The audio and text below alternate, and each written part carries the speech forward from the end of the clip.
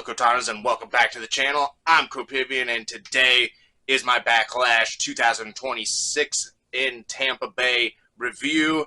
This was actually a much better event than I think we thought it was going to be going in, especially what I thought it was going to be.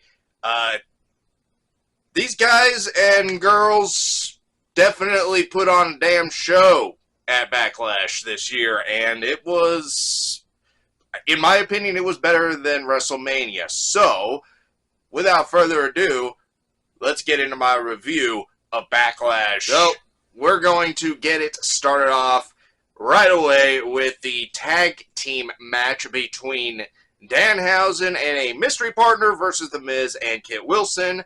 This matchup would have a little bit of a twist right off the bat when Danhausen's mystery partner would be revealed as, well, Minihausen. I have to admit that this was an entertaining match with some entertaining moments. And definitely the moments with more Minihausens coming out. By the way, for those who may not know, this Minihausen was the former El Torito, who was a part of the Los Matadores tag team and or faction. There was only 3 of them in there, who was also there with Primo and Epico. That match, though, between Danhausen and Minihausen versus Kit Wilson and The Miz, entertaining match. The cloning machine, I guess, was a nice little twist and a nice little callback to how Danhausen came into the WWE initially, since it was basically just a wooden crate. And so it was a nice little callback there for Danhausen's character, and overall it was a entertaining match. The Miz hitting the skull-crushing finale was probably the most unique skull-crushing finale I think we'll ever probably see in the WWE, but it was definitely not a bad match. It had its moments. It had its good moments. It was a pretty fun match overall. I can't hate it too much because of moments such as the cloning machine and the skull-crushing finale. Pretty much like with my prediction video, I don't have a whole lot to say about this matchup. It was, to sum it up, it was entertaining.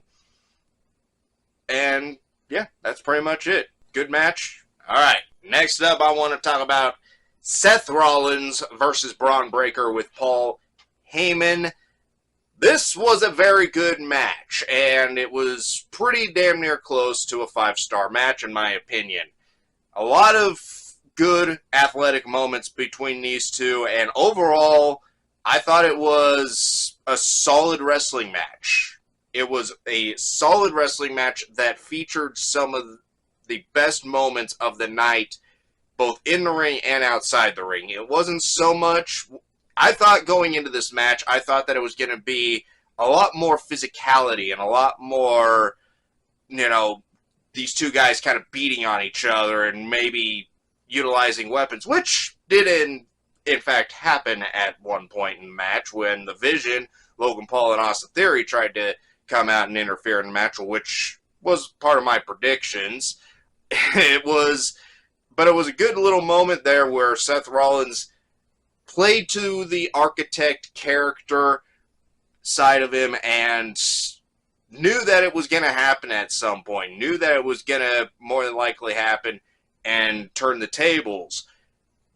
Braun Breaker showing off not only his strength, but showing off that athleticism that he definitely possesses, but also Seth Rollins showing that just because he's getting older, he's not lost a step, really. And I know people are going to probably more than likely bring up, what about all of the supposed botches? What about when Seth came off the ropes and went into the backflip where he was going to more than likely either do a powerbomb or do a pedigree to Braun Breaker?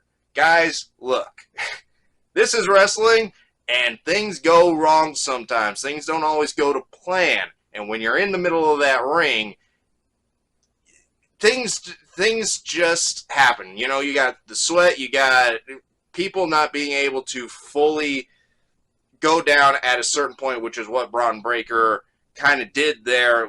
There was kind of a fault on Breaker there, but at the same time, like, even with Seth Rollins doing the front flip out of the Hurricane Rana off of the top rope, or the Steiner, Frankensteiner off of the top rope, and Seth coming up out of it. First of all, it's nobody's singular spot. Nobody owns that spot. Nobody has the rights to that spot. But also, Seth Rollins is one of the greatest of today, without a shadow of a doubt. Anybody trying to deny that is just denying his talent. And anybody who denies Braun Breaker's talent is just trying to deny it, or is just upset with the current atmosphere of WWE in general. Granted, I'm not exactly pleased with it either, but I can shed all that aside and watch a damn good match. And this was a damn good match, which seemed to be the theme of the evening for WWE and Backlash this year. I mean, 5 matches, but all of them had their own fascinating tweak to the event.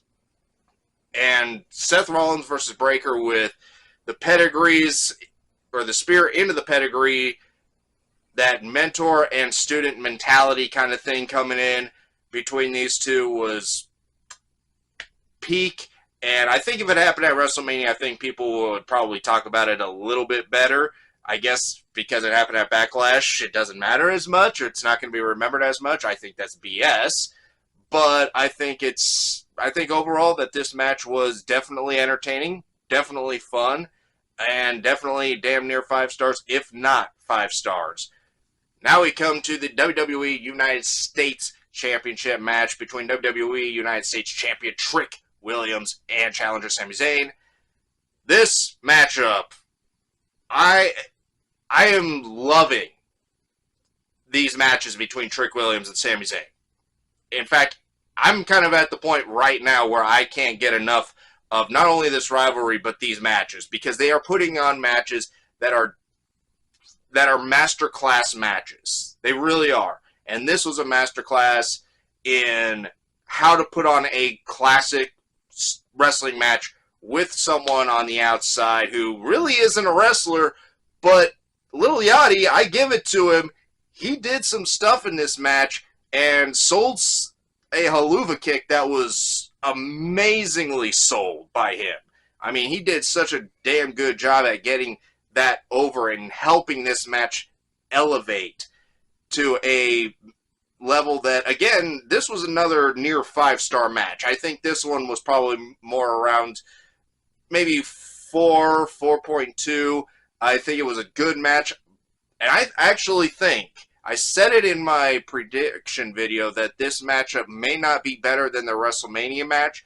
I actually think that this was much better than the WrestleMania match, simply for the fact that you have Little Yachty getting more into it on a physical standpoint, having moves done to him, and also trying to help Trick Williams out in distracting Sami Zayn and getting into the match just that much more, and was actually a nice little tweak. And it doesn't, but again, it's not a situation where the celebrity takes over the match.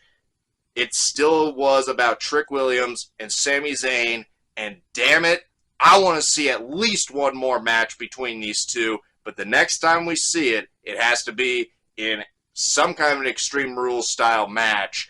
I don't care if it's Extreme Rules, No Holds Barred, Steel Cage, I don't care. Something has to come down to where it's just those two, mano a mano, Trick Williams versus Sami Zayn, no outside interference, and for the United States Championship, and it comes down to just them.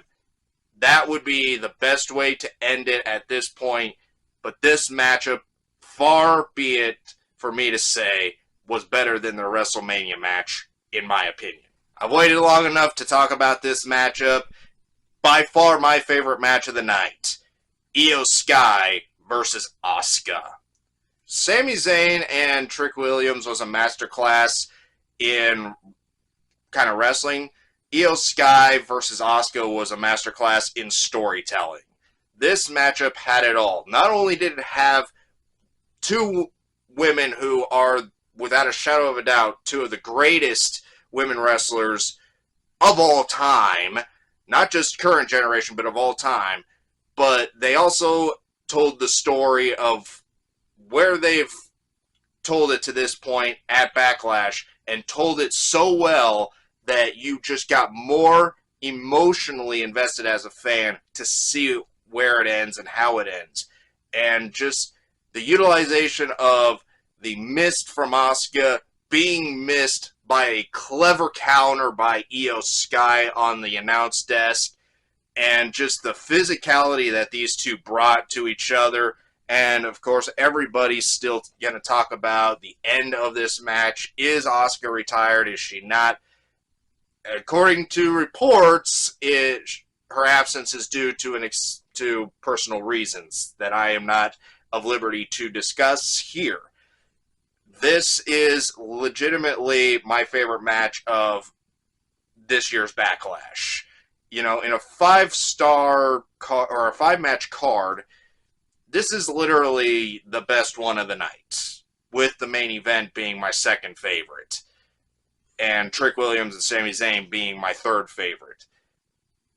Io Sky versus Asuka told a story over the course of weeks and months that got the fans involved and got the fans interested and invested. And then this match elevated that. Even without Kairi being there, sadly, Kairi would have elevated this match, obviously, if her continued side of the story would have been told with her possibly turning on Asuka. It would have been a great little cherry on top of this Sunday. However, I think that all of what happened after the match with Io and Asuka embracing each other after the match was a nice little cherry on top of this amazing physical match, and a testament to the overall talent that these two women not only have and possess, but just what they can do when they're given the time to be able to really bring out the best in each other. I mean, this was just an amazing match.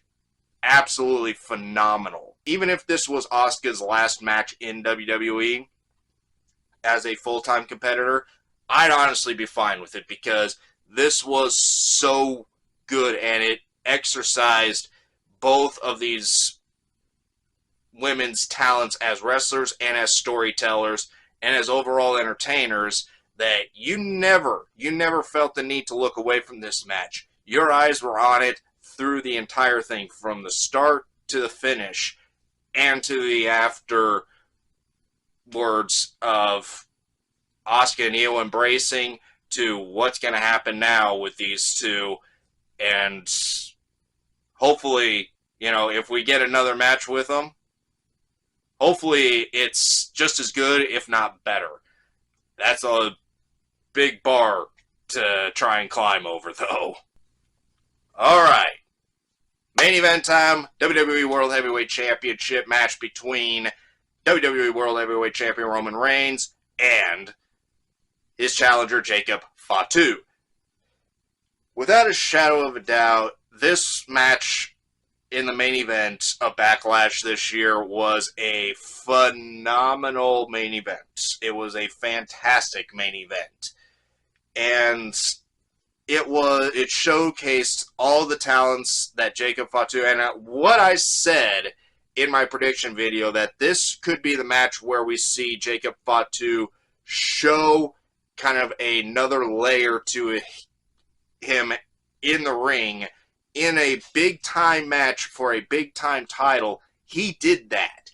And especially with a Superman punch kick out at 1 by Jacob, that was honestly shocking. Just to see Roman with the shock on his face looking at Jacob like, you're up on your feet after that, and you kicked out at 1? What?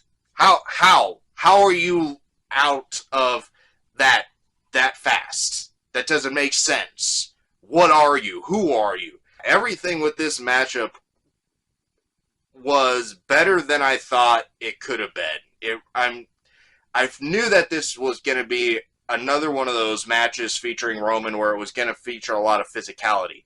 And it was that and a little bit more. But it also showcased that Roman is still at the top of his game. He's still right there at the top of the mountain, the head of the table, and he is, without a shadow of a doubt, one of the best of all time. One of the greatest of all time.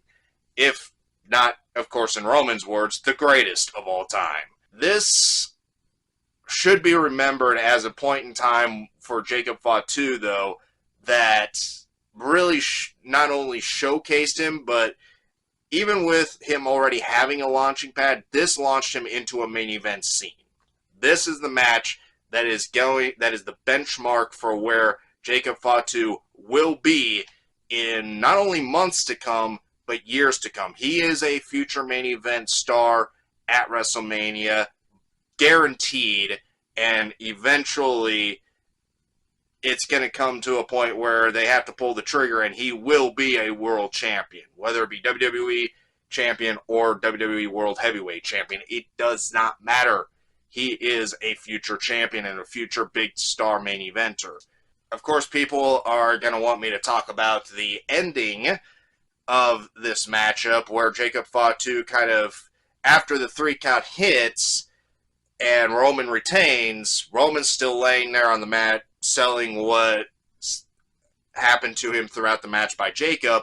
Jacob, of course, in his gimmick fashion, pops up off the mat and continues on forward with a beatdown of Roman Reigns. A lot of people are not liking that. Me, I'm loving it because it plays to who Jacob Fatu is currently. It plays to not only his character and his gimmick, but it plays to a continuing story, which is obviously going on as we speak between Jacob Fatu and Roman Reigns, and it's gonna elevate Jacob. It's gonna elevate Roman, force Roman to show that tribal chief that we all know and love from 2020 to 2024, 5, whatever.